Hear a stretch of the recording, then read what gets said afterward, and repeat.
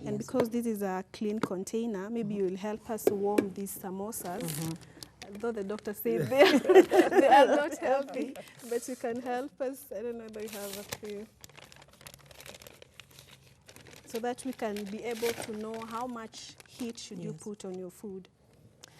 All right, once you put your food in a microwave-friendly container, most of our Samsung microwaves come with a preset menu.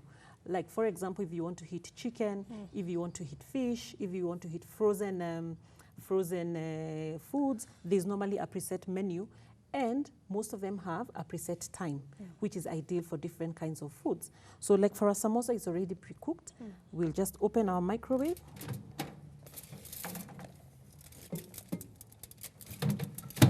And more often than not, for this one, you don't need to heat too much because it's already cooked. All you want to do is just warm it. So for this, you will just click on 30 seconds and you press the start button and you warm your samosa. Okay. Yes. 30 seconds is enough for a samosa? 30 seconds is enough for a samosa. Yes. So what should you consider while, setting up the time?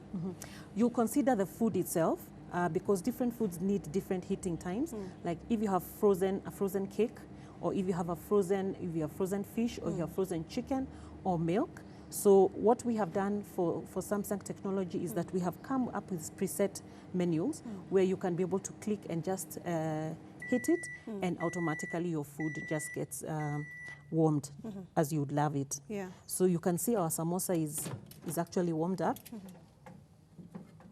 And normally we have different preferences. There's some people who want their food hotter than others. So if you feel like 30 seconds is not good enough for you, you can always go back to the microwave and warm it again.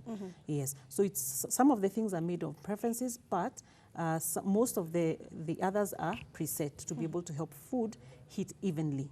Yes. But there's no any negative effect for the heat from the microwave on anyone's, or when you heat your food in the microwave, do we have any impact from the heat that is coming from the microwave, because there's so much fear when it comes to using the microwave to heat your food? Yeah, okay, what happens, like if you have frozen meat from the fridge, what's the best way to thaw frozen meat from the fridge?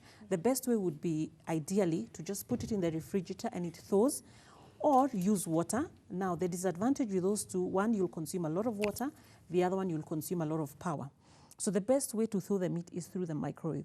But what happens sometimes when you're defrosting through the microwave, it gets cooked a bit. It can get cooked a bit.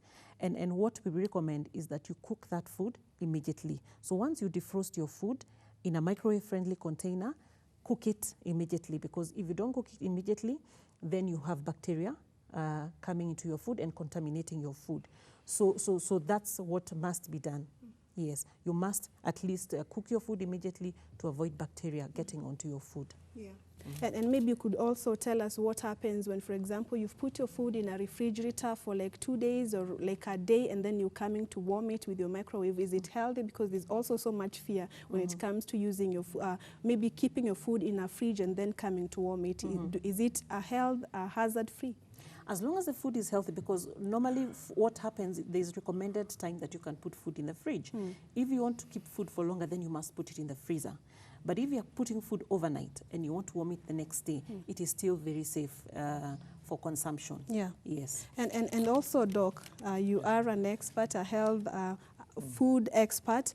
Do you also support what Jen is saying? Is there any from your side? Do we assure our audience that, what use of a microwave is really safe?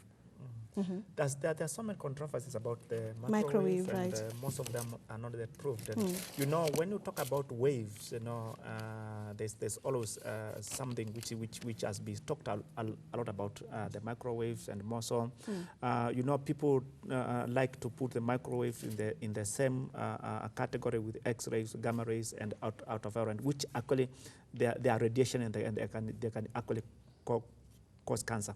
So, but the microwave is in a different category, and it has no any known factor which can cause cancer. And something very important, remember, there's no cause of cancer, just risk. It does not increase the risk of getting cancer. But is there any risk?